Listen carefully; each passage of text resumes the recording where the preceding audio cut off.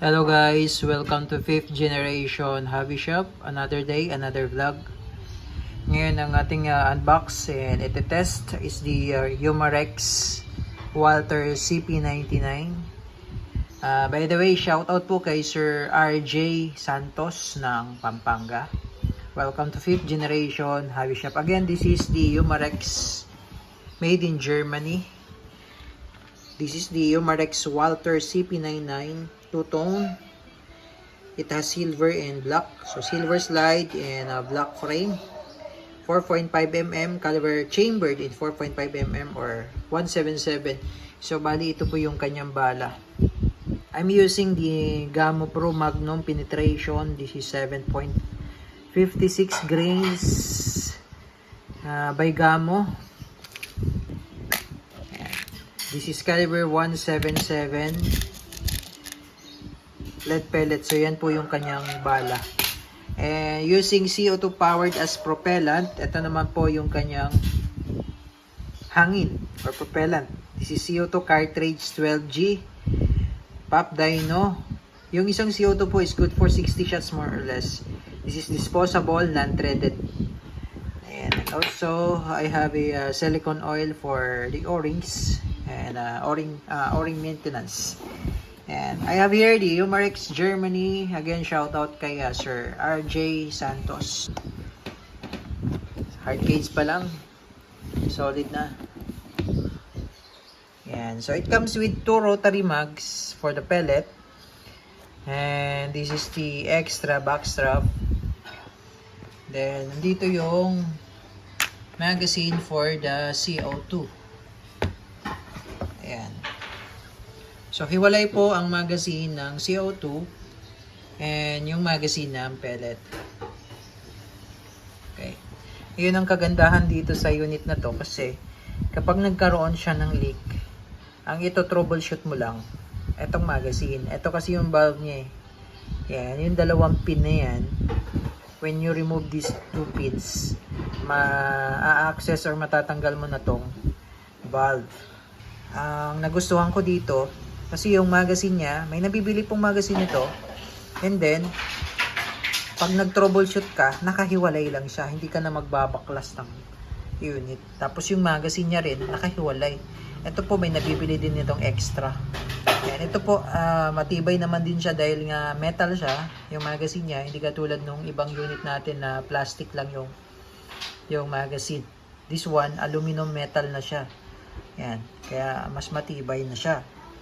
Ayan, so ito yung ating Walter CP99 na caliber 177, 7.5 joules, CO2 powered 8 rounder capacity magazine rotary mag. Meron siyang decocker, slide release, and then ito naman po yung kanyang manual safety. So mamaya po papakita ko sa inyo, demonstrate ko po kung paano gumana yung decocker. Ayan. Meron na rin siyang rail, Picatinny rail for accessories such as flashlight, laser light. So, pwede nyo siyang lagyan. Okay, so now maglo-load tayo ng pellet. Okay? So, ito yung magazine. It comes with 2 magazine, rotary magazine. Bali, dalawang ganito na 8 ang laman. So, pag maglo-load kayo ng pellet, ito po yung load natin, ito po yung pellet natin, ano? Ito po yung rotary mag, ito po yung harapan. Ito po yung likuran. So, hindi mo po siya pwedeng ilagay sa likuran yung pellet. Yan. Sa harapan po. So, ito po, ang paglalagay, ganito po. No? Ito po yung pellet. Pasok mo na siya dyan ganyan.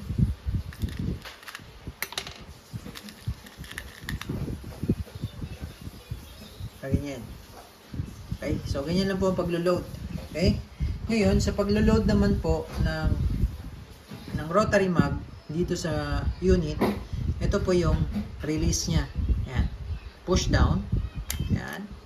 Tapos, ito yung harapan. Yan yung harapan. Yan yung, pag ganyan po, pagpasok. No? Harapan. Pasok.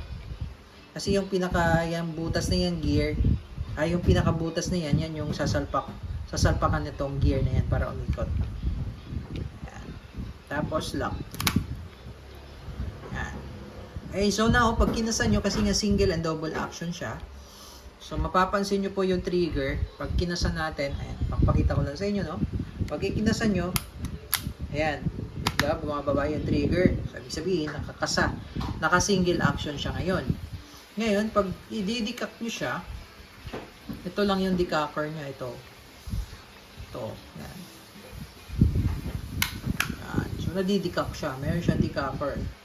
Then, meron din po siyang manual safety. So, sa ngayon po, naka-fire mode po yan. Fire mode. Okay? So, pagka ilalagay nyo sa safety mode, ito, ipupush nyo lang to. Push and then forward. Yan yung safety mode. May nakikita po kayo dyan, S. Yan, safety mode po yan. Pag sa fire mode naman, push and then backward. Pag red, fire mode po yan. Okay, so yan po ang ating safety feature na ating Walther CP99.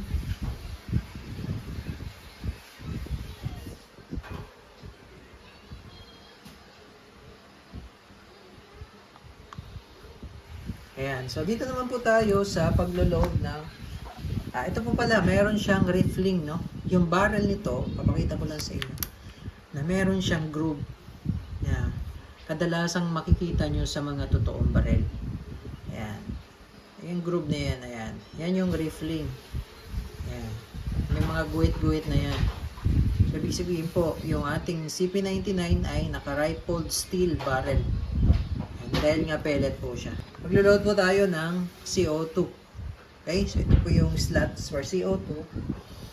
Pag maglo-load po kayo ng CO2, kaya meron siyang free na silicone oil.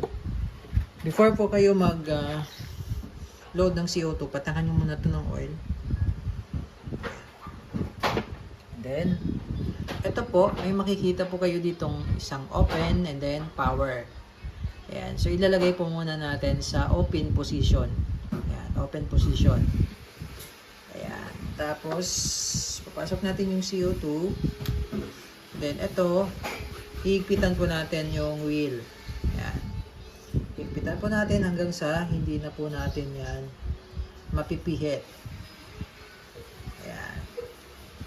And then, ilalagay naman natin sa power position. Ayan. Ibabalik ko lang po. Ayan. Ayan. Okay. So, pag nilagay na natin sa power position, nabutas na po yung CO2 cartridge. Parang ganito na po yan. May butas na po siya. So, once na may butas na siya, at may pressure pa siya, hindi nyo siya pwedeng ilagay sa open position kasi sayang yung CO2. Lalabas lang po. Okay? Sisingaw. Okay? So, ngayon, pressurized na po ito. No? Kasi meron na siyang CO2. Okay? So, load lang natin. Then, load din tayo ng pellet. Hindi natin napuno eh.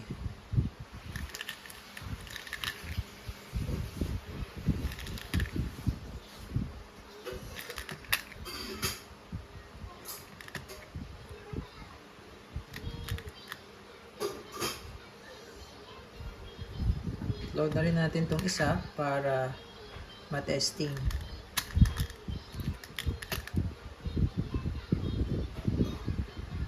Yan. Okay, so ito palang back strap.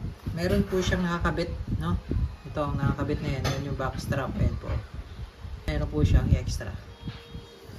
Okay, the testing. Testing, Walther CP99. Non-blowback caliber 177 lead pellets, airgun pistol licensed by Walther. Firing. Yan. Yun po yung single action. So kung gusto nyo yung single action, lagi nyo lang po siyang ikakasa. Then sa double action naman, hindi nyo na po kailangan ikasa. Trigger pull na po, direkta parang ganito po.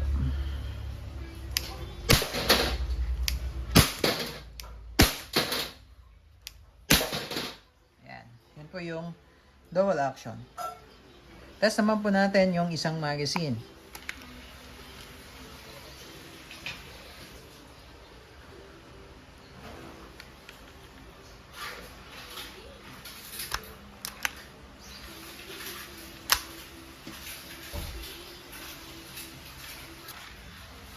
Okay, so single action.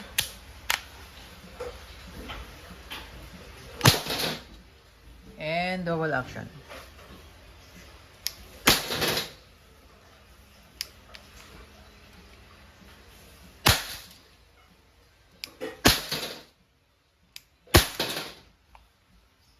Okay, sorry. Pag i-release nyo pala, mas magandang alalayan nyo po yung slide. Push, and then alalay lang sa slide. Yan. Hindi ko na po naubos yung bala.